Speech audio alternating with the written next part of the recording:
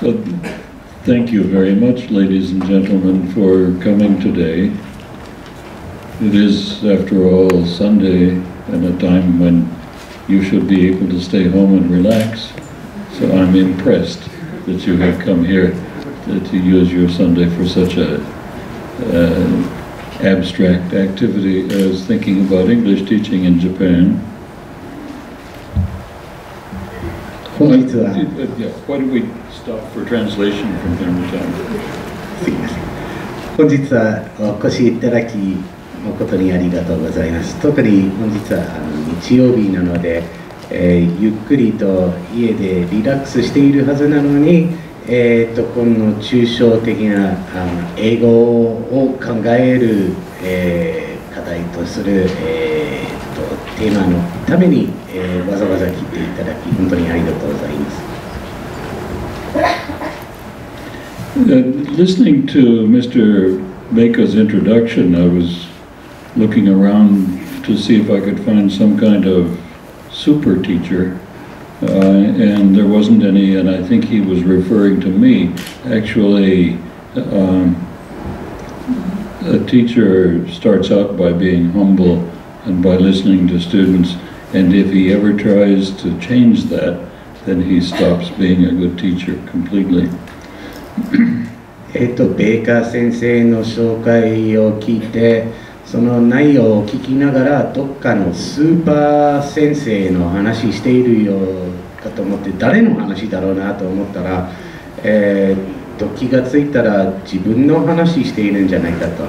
でも実際にいい先生というのは、謙虚の、立場から立って、それで生徒の話を聞いて、でそこからその路線をずれれば、いい先生じゃなくなることになりますので、そうなくならない、そう外れないようにしたいと思います。I'm fortunate to get good advice from people around me. When Mr. Baker introduced my newspaper columns to Mr. Yoshida, the publisher, Mr. Yoshida's first reaction was, yes, this is interesting, but he's written it in the wrong language. This should be in Japanese. And it took a while to translate the English original into Japanese, but I think at last it appears and is perhaps readable, I hope so, in Japanese.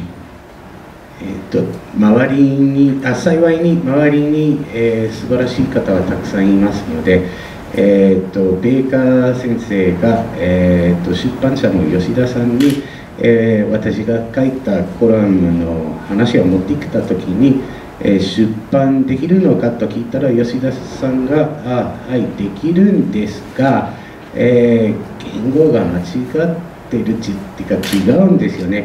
英語ではなく、これは日本語で、出版すべきだ」と言ってましたので、そこで日本語で出版することに乗り出しまして、しかし原文の英語から日本語に訳するのは時間かかったので、ようやく出版することができました。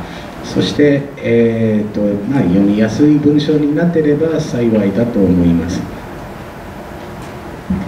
Today, I would like to talk about 4 general categories. First, the status of English teaching in Japanese schools, and with a little bit of a historical look from the Meiji era until the present. 本日は、4つの分野で、お話をさせていただきたいと思います。まず、日本の学校における、英語教育について、で若干、歴史的なことを見て、明治時代以降の話も若干させていただきたいと思います。Second, I have some recommendations for change, even expectations for change, and you have a right to hear my theoretical reasons for making my recommendations. そして第2位は、今後の韓国進めについて、させていただきたいと思います。そして、それを、勧告するのであれば、その理論的な根拠を、聞く権利があると思いますので、その話もさせていただきたいと思います。Third, I will talk about English teaching in elementary schools in Japan.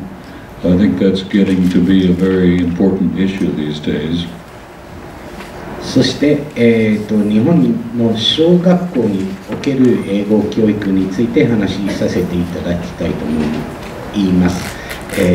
この頃非常に大きな課題、重要な課題となっていると思います。And the fourth thing I would like to talk about is your personal strategies for learning English. There are certain things that we know now that can maybe change your direction and make your learning more efficient, even more fun. そして、最後に話しさせていただきたいのは、英語を学ぶための個人的な戦略について、話しさせていただきたいと思います。最近の研究によって、新たに学んできたことによって、英語の効果的かつ面白い学び方を、勉強できるように教えたいと思います。First, English in Japanese schools. I think as a sociologist that English education in Japan serves two masters. The first master are the gatekeepers who use students' knowledge of academic English as a measure of their admissibility to Japanese higher educational institutions. So English in entrance tests is the first purpose, the first goal and use of English in Japan, I believe.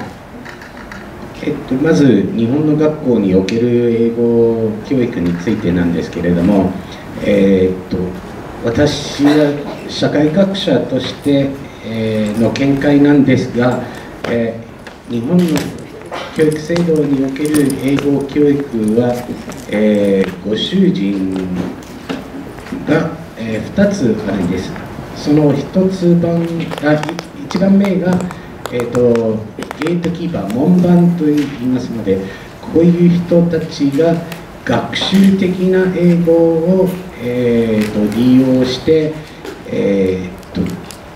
教育機構、要は大学、学校などを、入試するために、その英語を、利用して、しっかりと守っていく門番たちです。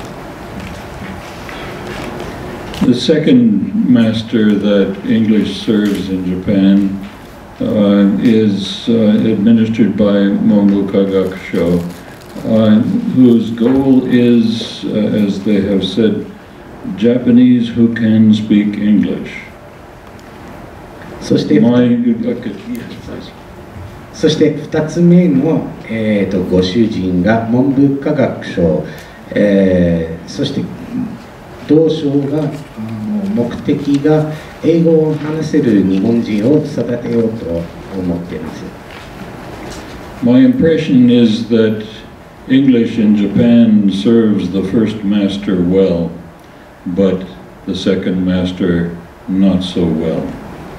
個人的な見解は門番、要は入試英語、のご主人のために、英語が非常に、成果はしていると思うんですが、2つ目の、ご囚人、いわゆるご囚人、要は、英語を話せる日本人についてなんですが、そこまで成果は果たしていないと、私の見解です。The gatekeeper function is huge and was huge from the very beginning of the Meiji era. In the beginning, there was only one university, and the squeeze for the students, of whom there were very many, to go to middle schools and high schools that would lead to acceptance in the university. The squeeze was very tight. 最初からその、門番機能、入試英語を、守る機能は、権力でした。明治維新以来でまず大学は1つしかなくて、入試するための競争率が、高くて入学できるような競争が激しかったです。そしてそれを、仕切ったのが門番を、行使した、人たちです。I have been reading the history of Japanese education by Herbert Passin in 1965. Passin said that in 1927, for instance, middle schools served only about 10% of boys who graduated from elementary school and none of the girls. Those 10% of the boys, only about 1 of 13 of them could enter a high school that would prepare them for a university. Only about half of that 1 in 13 could enter a good high school that would lead to an imperial university. So you can see the situation was tight.